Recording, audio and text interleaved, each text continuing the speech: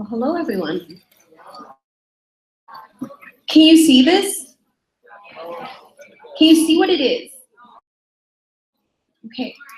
This orange has the potential to become so many, from a delicious juice to use for a pie.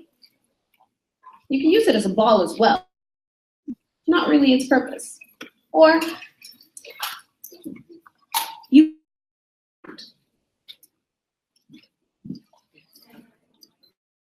basically, that's the same thing that happens with the. And what is this? Haven't we all heard in the art, it's just a hobby? Why are you doing that? It's not going to get you far. Well, I beg to differ. American Bank of Development begs to differ.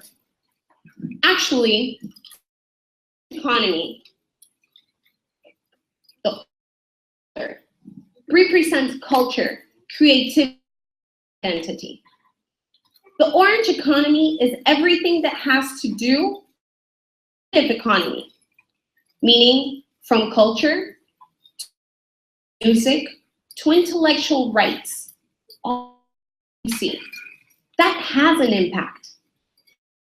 In America, we have such rich culture, just like in other parts of the world, that we can't let this opportunity slip away from our hands. And the orange. We have to take this opportunity and see culture as a tool for the.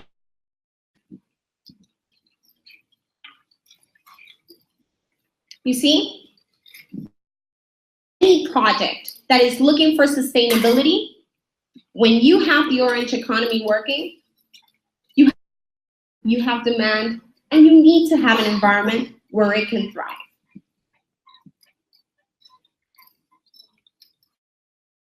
So the question is, passionate about culture. Why am I so passionate about diversity and identity and have come here with a to talk about culture to all of you? Like many of you, I was all in international school. Actually, in this school. And it has changed a lot in 10 years. But you know what has changed even more? Not the fact that I'm here in the gym, but the world. The world rapidly. And just like we're growing and developing in so many areas, you can imagine it keeps going up and up and up and up and reaching new heights. But at the end of the day, really remember what's in the bottom. We can't forget what our bases are. And therefore, that we're like trees. Our core, what's actually going to nourish us and let us get to the heights where we want to get, those are our roots, our culture. And it is up to us to take that and see where we want our brand.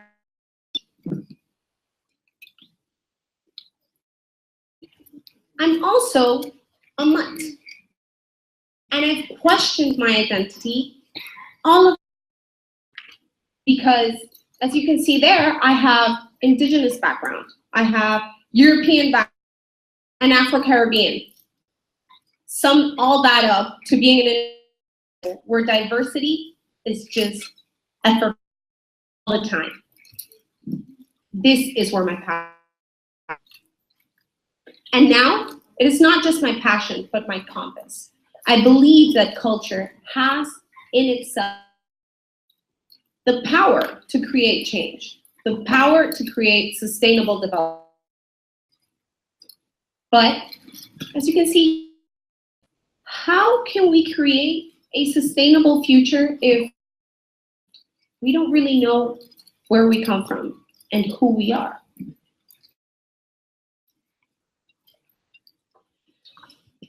Many may know what an extended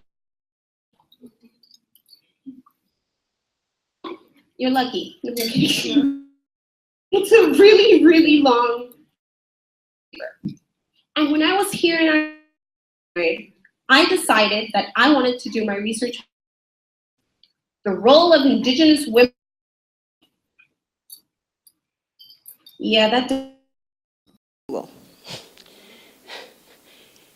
It wasn't available at the libraries either. So I was told to narrow it down. And I'm like, okay, well, the role of Embera women in their community. This is only 1 of 7 groups, so, it should be easier. Not really. And so they insisted that I should not do this topic, that I should do something easier, more hands-on, an easier A. Don't stress it. I'm sorry I couldn't do it. I had to go for what I was passionate about. I had to go for what I knew was right, not what others thought was right for me to get a better grade.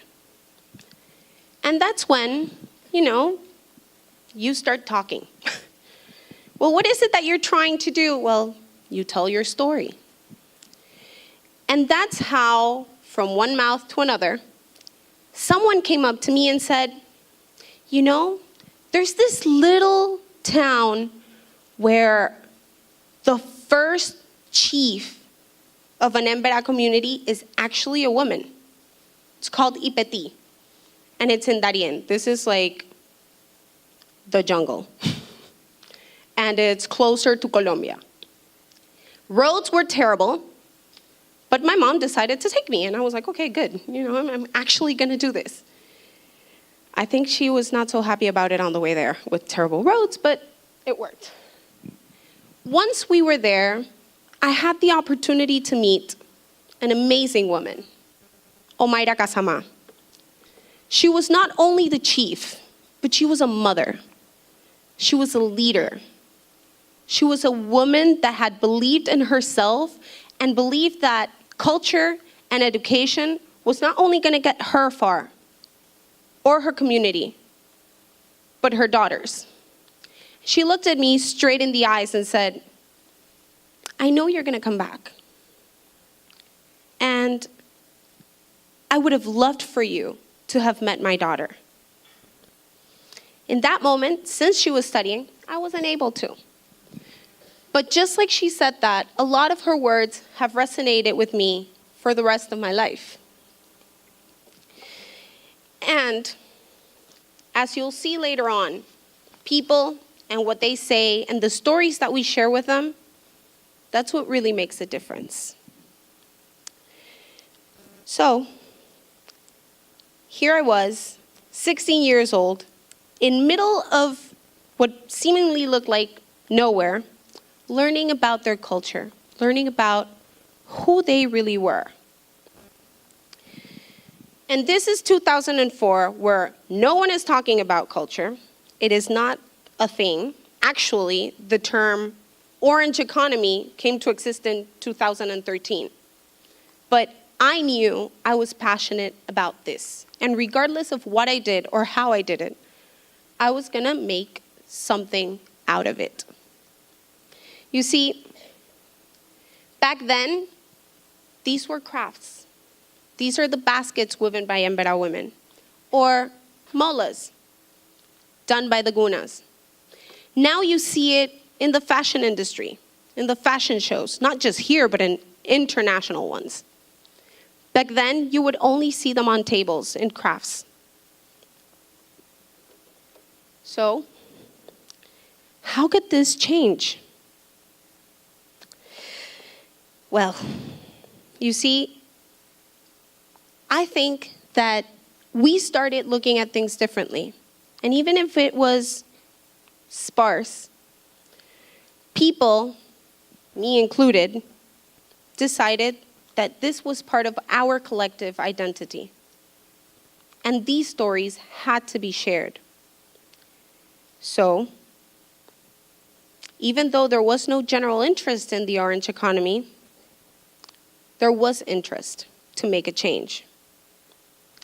We spend so much time looking for things abroad, looking for things outside of this world to try to understand them. And we forget that we need to understand that surrounds us and understand ourselves, because that's an important part of being human. So you can imagine what happens to that orange if I just leave it there. What will happen? It will rot. It will go to waste. The same is going to happen with all of the diversity and the culture that we have around us if we don't pass it on. Remember how I got to the chief? I did that through sharing my story. Well, later on, after the extended essay, I decided to get certified as a life coach because I thought this was a tool to help other people achieve their dreams. And I decided during that certification to share mine. The good thing about sharing your stories is someone's going to listen. Maybe not everybody, but someone's going to listen. And so, a year after I shared that story, I got a call. I got a call saying, hey, I've got your dream in my hands. Are you up for it? Are you up for the ride? I'm like, of course. This implied going deep into the Darien jungle, getting to know the indigenous women, and what really was what made them tick. What was it that they were willing to fight for? What was their dreams? What was their culture, their vision about the world? And that's when I joined Chispas de Amor. These are some of the women that I worked with. This is actually an interesting picture because in the past, Gunas and Emberas wouldn't work together. They actually strongly dislike each other. And here, they started to see that they had more things in common than they had differences. They started dreaming together and making their reality one that they were actually proud of. This, as you can see, my job was to turn dreams into jobs. And that's not Walt Disney. I mean, this is the model that had been followed in Guatemala for more than 18 years by a brand called Wakami. We helped women go from a dream to create products that were being sold in the New York International Gift Fair in less than 6 months. And all of this, sharing their story, seeing their skills, and really respecting what it was that they wanted to get. So, we helped women use their traditional skills, such as weaving, that you saw in the baskets, to create scarves. Yes, it's kind of weird to have scarves in Panama, but the global market allows for this to happen. We dreamed together to co-create products that reflected their heritage, that told their story. So no longer were they anonymous in the Darien jungle. They were being abroad. They were not getting on a plane themselves, but their stories were, their culture was. The important thing about this is, it sounds impressive, right? It sounds like it was going to become a money-making machine. No. USAID had to leave Panama because we no longer applied for their aid.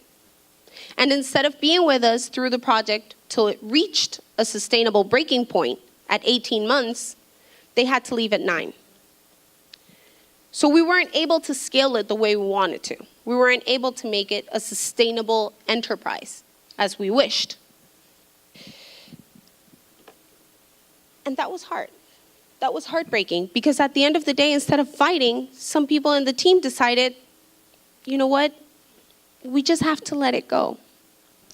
And imagine having your dream in your hand, working so hard, doing everything so right, and then have it fall apart. This happens. And it happens often. But that doesn't mean that we have to give up. This was just one more lesson to keep going on with my bigger plan. This is exactly how I felt, though. I was watering the plant, I was doing everything right, but I was really, really frustrated.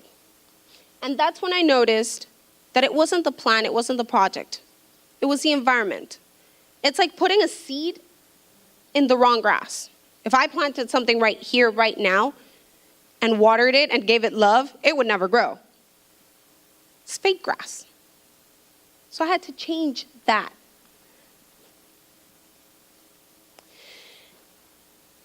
Yes, I had a Darth Vader moment. I went to the dark side. I had no idea what to do. I ended up in a program where I learned one of the most valuable lessons. A professor told me, it's not about learning the rules of the game. It's about shaping the game you play. And in that moment, I decided to go to what I considered the dark side. I was used to working in NGOs. I was used to working directly with the people. But I saw an opportunity to go work for the government. And it sounded scary. It was the thing that I least expected to do in my 20s. But it was the right move.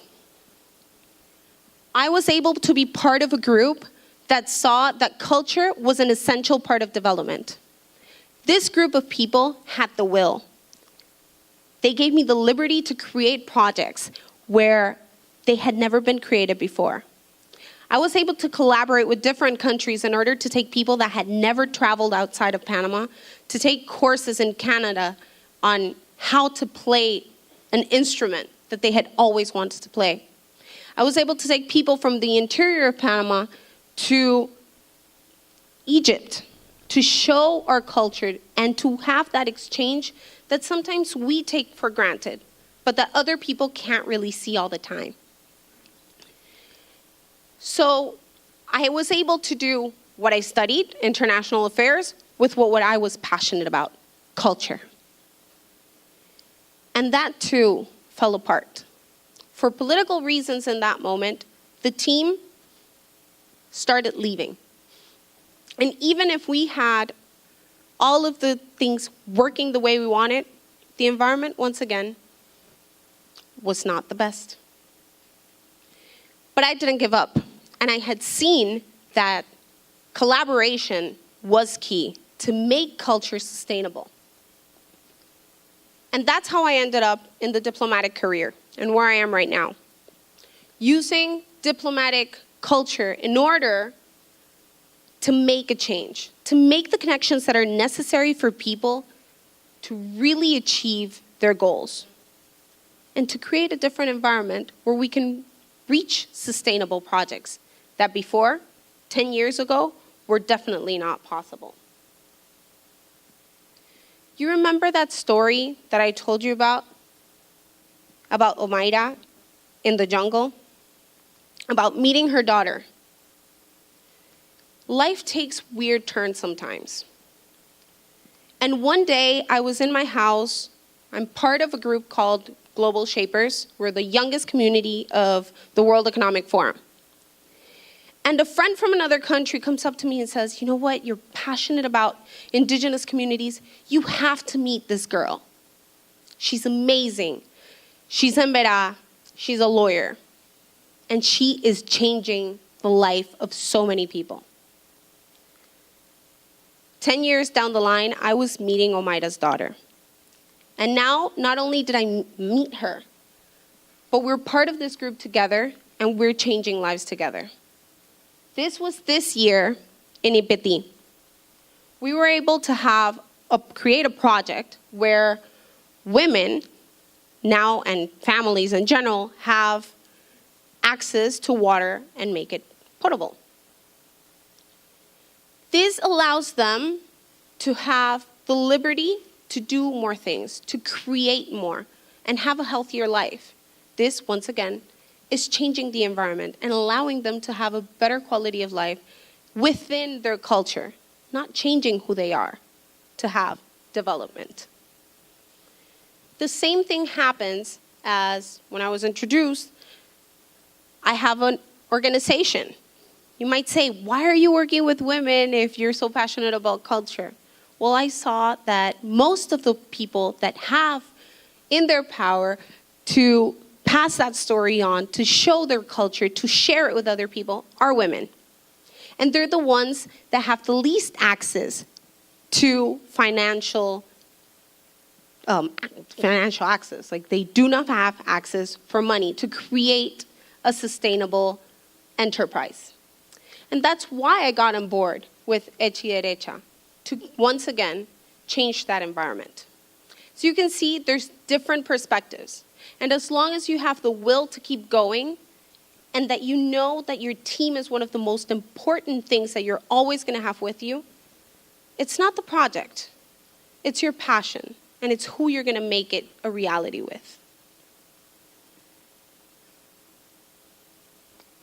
So the orange is there for you to squeeze and for you to make the most out of it. And I hope that you all have the willpower and the passion. When you have a project that I know all of you do, go for it. You're going to have obstacles, but you have to squeeze all of the opportunities, all of the resources that you have in order to make it a reality. So I hope all of you have your own oranges and are able to make a difference in your environment. So good luck.